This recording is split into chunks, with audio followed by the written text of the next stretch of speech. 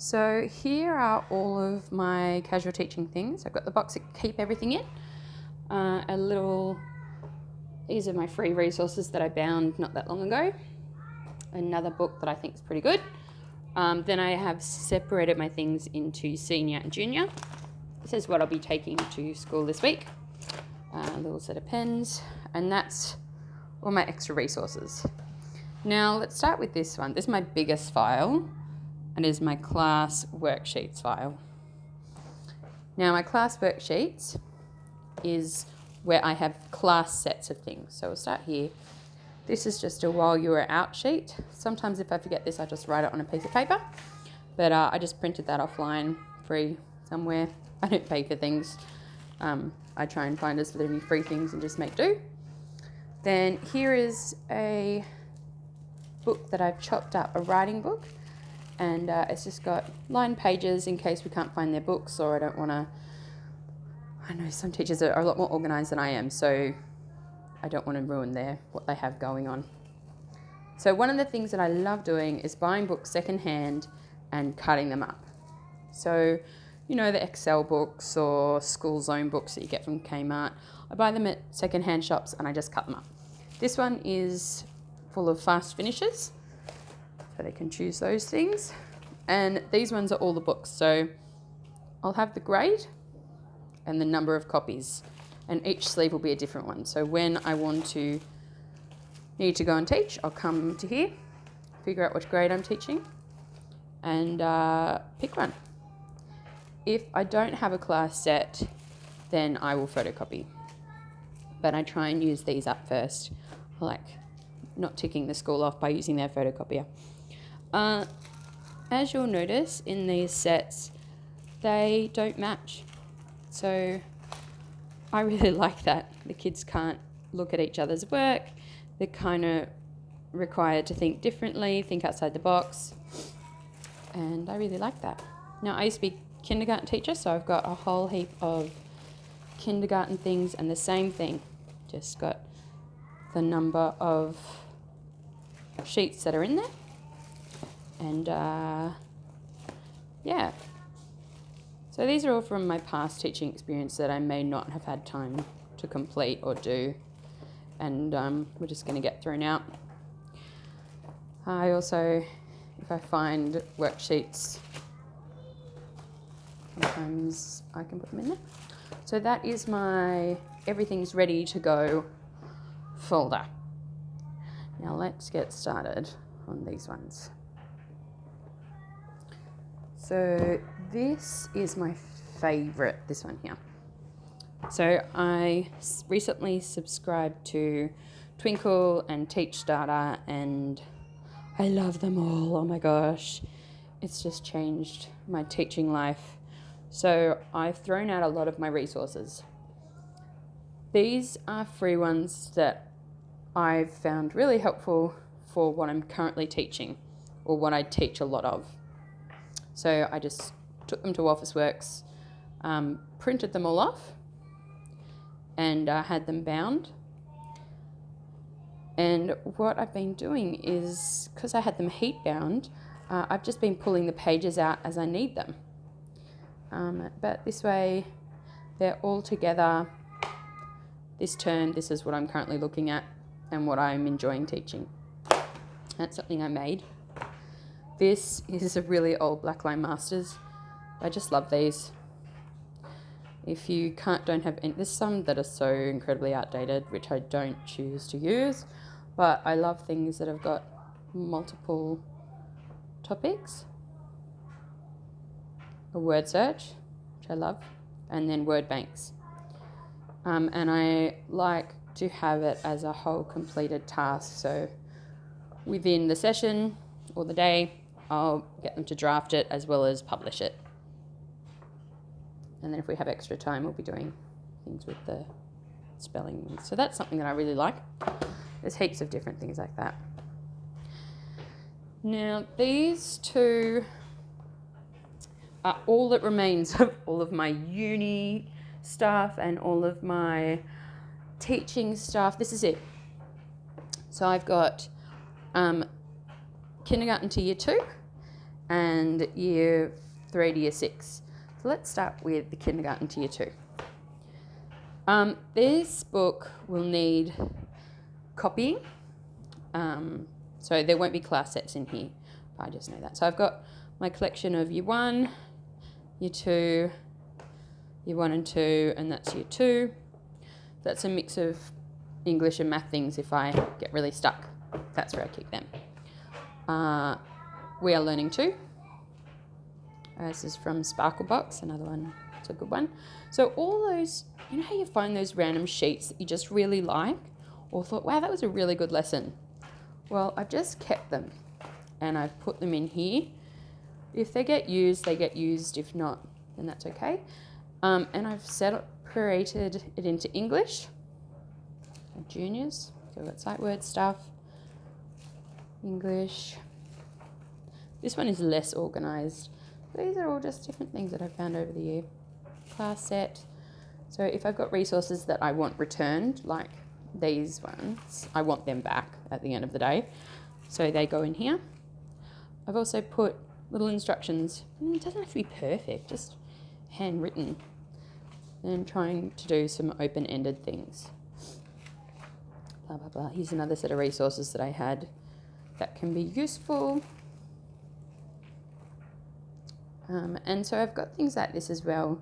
This is a verbal task, so I'll say this out loud instead of photocopying it. Makes a big difference. Yeah, so they're all my English things. I also have a little script in there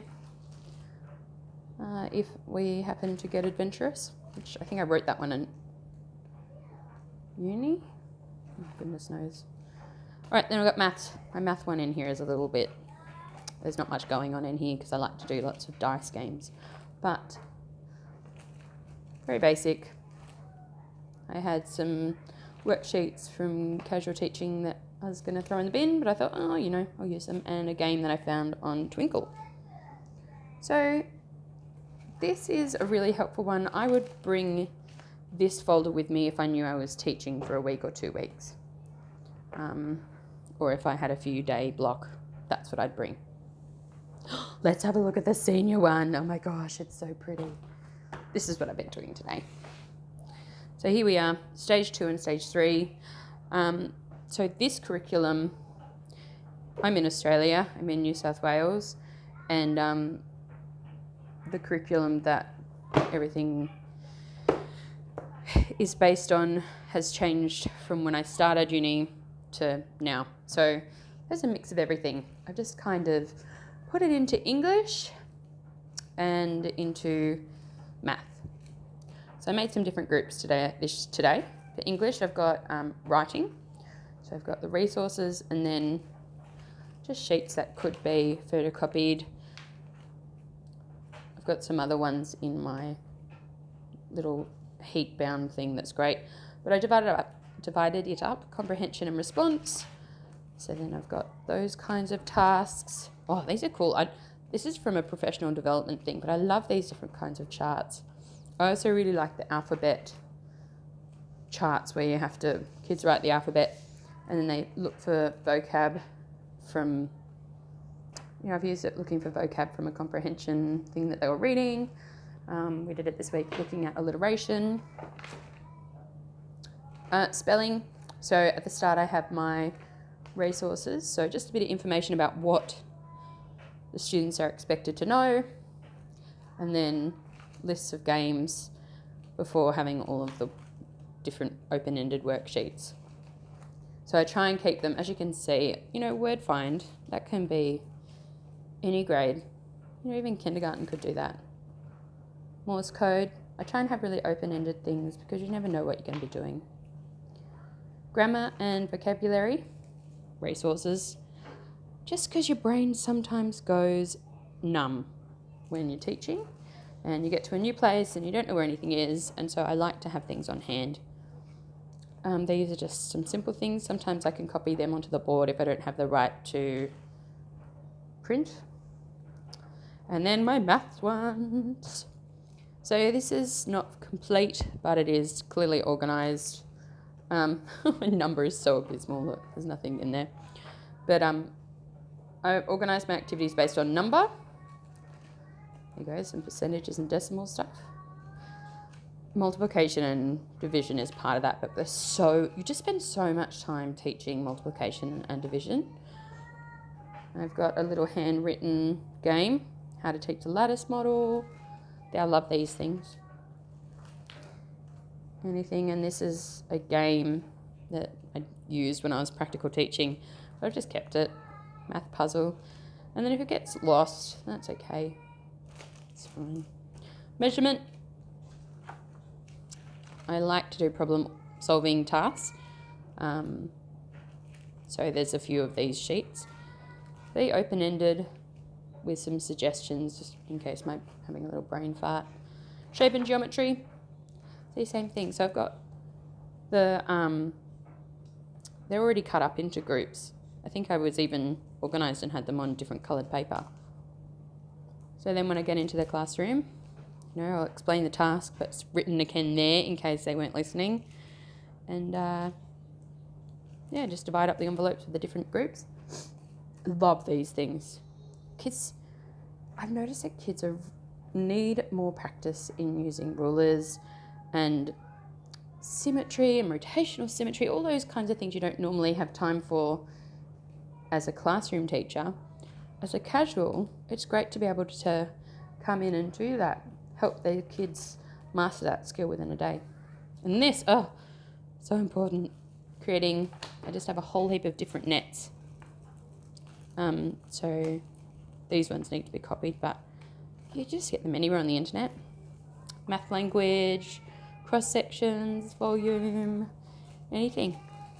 I did a lesson with these last week with a year 3 student, year 1 student, and the week before that I did it with year 5 and year 6, so very helpful. Data and chance, I have nothing going on there. And problem solving.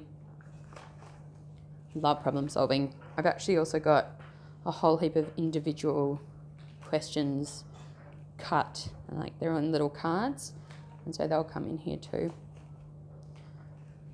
So that is how I've organised my senior casuals days. And I try and have one of these books, vocab, English and maths. I love that one. And just those ones. And again, what I'm looking for, help with the seniors to be very explicit, especially when there's so many things that you need to tick off. So that's all my teaching stuff there so far. And I think I'll make another video on this one, which is what I take on my day of teaching. But I hope you enjoyed that. I hope that was helpful. I really struggled when I first started, so enjoy!